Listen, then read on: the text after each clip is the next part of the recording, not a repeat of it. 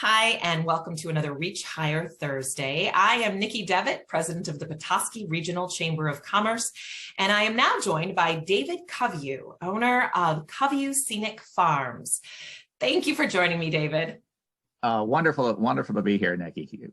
Great. So let's talk a little bit about, and someday we'll get into this a little bit deeper, but let's talk a little bit about your education. Where'd you go to high school and what post-secondary education did you have? Yeah, most early. So I'm a Petoskey guy. So I grew up here, went to Petoskey High School, and then I went off to Michigan Tech and got an engineering degree, an electrical engineering degree up at Tech. And then went out, my first job was out in California, believe it or not, designing satellite hardware, where basically communication satellites, and then got a master's degree out there and a whole bunch of other stuff. And then worked my way back to here in Petoskey, coming back to the family farm. And that's a turn among turns from electrical engineer to family farm. So let's talk about what a typical workday looks like for you on the farm.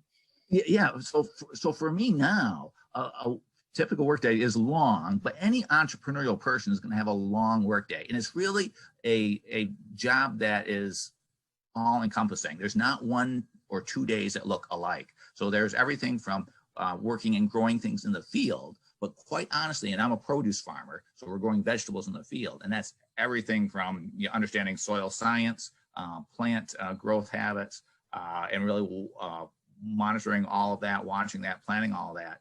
But then there's the other part of it, which is this customer interaction, the idea of really working with the public and our customer base, which is diverse and needs to be in northern Michigan, because if you're in agriculture, you're selling to lots of different people generally.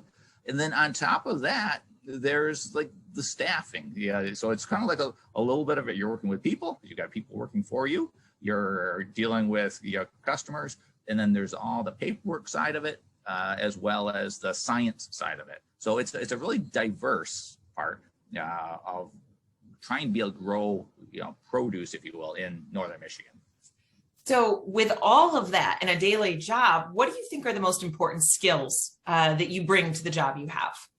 Well, the thing I think is most important is I'm an engineer. So that's basically solving problems. And what an engineer does is just fix problems. And on a farm, that's kind of the same thing. There's always something that we're trying to do to improve, to change, to make better. And that's one of the key skills. And it's probably true for any entrepreneur, but especially in the agricultural realm, it's recognizing, there's a little better way to do this. Let's figure out a way to do it, because you have to be doing it really, really well, or you're not making any money. So that's where it really comes down to. You very quickly say, hey, I'm okay with small failures, because I know I can do it better the next time, and okay with that continuous evolution of learning and insight, and always making what you're doing the next season or the next week better than you did the previous week. So you've got to definitely have that ability to say, hey, it's okay if I keep learning, but willing and hard working to be able to say, I'm going to keep evolving and in every respect, from the business side of it to the growing side of it to you name it. It's a continuous evolution, especially in northern Michigan farming, where we tend to be smaller scale than the big agriculture farms. Absolutely. Continuous evolution. I like that. That's an impressive skill set to have. So you've got a chance to give one piece of advice to a student who might be pursuing a career like yours, and that's a very diverse one, from engineering to agriculture. So, but still, what would that one piece of advice be? Well, I think the main thing would be, what drives you? Where's your passion? If you know where your passion is, put some energy into really figuring out, how do I make this into my career? Because if you're really passionate about what you're doing, if you can say, gosh, I want to get up in the morning and do this, you're going to be able to find a way to make that work, and find the career that aligns with that. That's my biggest thing. And then the other thing is, it's hard work. No matter what career you take, getting to where you want to be takes a lot of work. There is no easy path. Despite what you may see and may hear, there's lots of ups and downs, and you persevere all the way through those, because in a few years, it's amazing how quickly time goes by.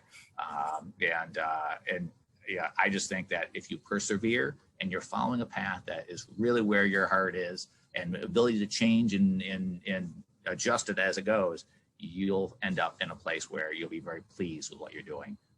So I wish you all the best and happy to help in any way that we can in getting you to the right spot. And that's exactly where we're going to end it, because we're going to have all your contact information at the close of this video. So if anyone has any questions or wants to reach out, David, they will be able to do so. Thank you so much for your time today. Oh, wonderful. And thank you for the opportunity to be here with you, and good luck to you.